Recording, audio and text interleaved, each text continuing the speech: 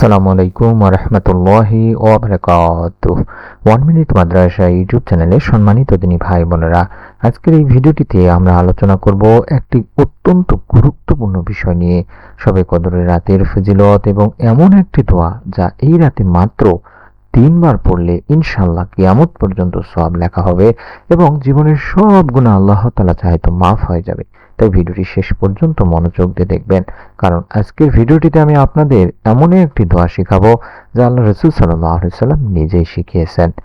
প্রিয় দর্শক তিনি ভাই বোনেরা, শবে কদর হলো এমন একটি রাত যা হাজার মাসের থেকে উত্তম। সুবহানাল্লাহ। আল্লাহ তাআলা পবিত্র কোরআনে বলেন, লাইলাতুল কদরি খায়রুম মিন আলফিশ শাহর, অর্থাৎ শবে কদরের রাত হাজার মাসের থেকে উত্তম। হাজার মাস মানে প্রায় 83 বছর, 4 মাসকে বোঝানো হয়। ভাবুন তো একবার তিনি ভাই বোনেরা, যে রাতে সামান্য একটি আমল করলে 83 থেকে 84 বছরের ইবাদতের সমান সওয়াব পাওয়া যায়। এমন একটি মহামূল্যবান রাত বছরে মাত্র একবারই আসে। তাই এই রাতেই আমরা বেশি বেশি করে ইবাদত করব। পবিত্র কোরআন নাজিল হয়েছে এই রাতেই, ফেরেশতারাও দুনিয়াতে অবতরণ করেন এই রাতেই, সারা রাত রহমত ও বরকত নাজিল হয়। তাই আমরা এই রাতকেই কাজে লাগাবো। শবে কদরের রাতে কি কি করা হয়, কি আমল করবেন সেটা আমি বলে দিচ্ছি ইনশাআল্লাহ। হাদিস শরীফে এভাবে বলা হয়েছে, এই রাতে আল্লাহ তাআলা বান্দার দিকে রহমতের দৃষ্টি প্রদান করেন, রহমতের দৃষ্টি দেন এবং বলেন, কেউ কি আসো ক্ষমা চাইবে, আমি তাকে ক্ষমা করে দেব। কেউ কি আসো রিজিক চাইবে, আমি তাকে রিজিক দেব।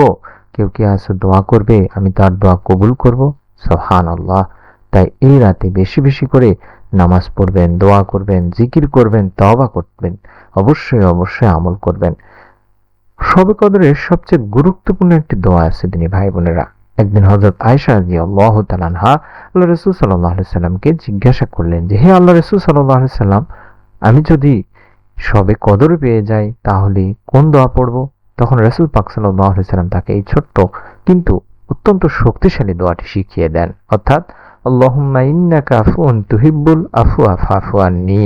আল্লাহুম্মা ইন্নাকা আফুন তুহিব্বুল আফওয়া ফাফু আন্নী। এভাবে এই দোয়াটি পড়তে বলা হয়েছে।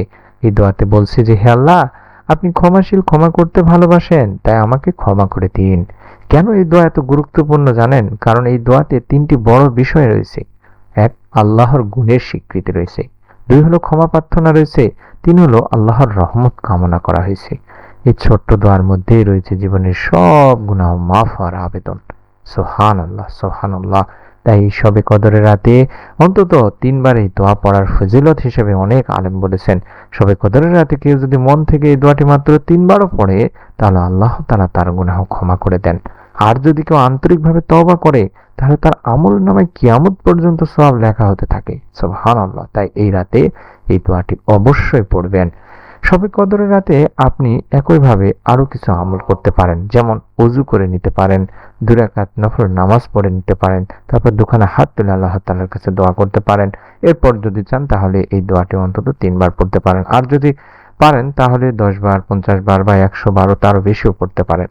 শবে কদরের রাতে আরো কিছু আমল আপনি করবেন, যেমন এই রাতে আপনি আরো কিছু বিশেষ আমলের সাথে নফল নামাজ পড়বেন, কোরআন তেলাওয়াত করবেন, দরুদ শরীফ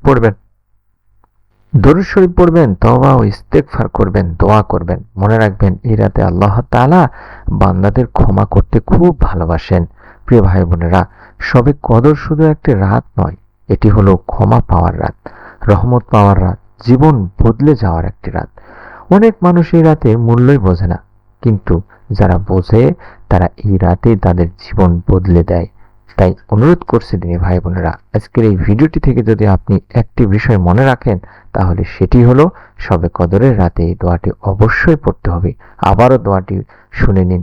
আল্লাহুম্মা ইন্নাকা আফুউন তুহিব্বুল আফওয়া ফাফু আন্নী।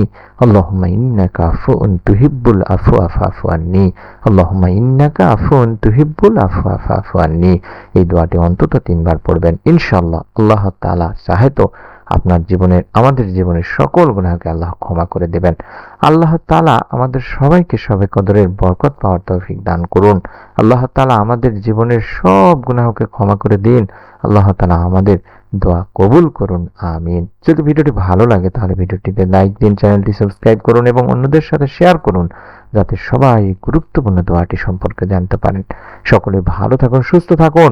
নতুন ভিডিও দেখার আমন্ত্রণ জানিয়ে আজকের মতো বিদায় নিচ্ছি। আসসালামু আলাইকুম ওয়া রাহমাতুল্লাহি ওয়া বারাকাতুহু।